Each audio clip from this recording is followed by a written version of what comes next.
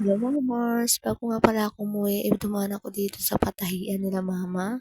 Sabi ko nga mag-e-extra muna ako. Natatawa nga ako dyan, dahil wala pa ako natapos, nagbabali na ako. Ito nga palang ginugubit ko para sa basahang bilog.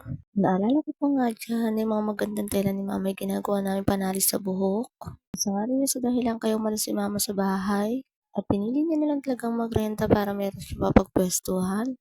Sa paggawa nga ng basahang bilog, kailangan mo ng pattern. Mauna nga ilagay dyan yung medyo malapat na tela. Sumunod naman yung mga maliliit at ilagay ito sa mga gilid-gilid. Kailangan nga masakop natin yung mismong bilog ng mga maliliit na telang yan. At isusunod natin dyan yung medyo mas malaki sa kanilang tela.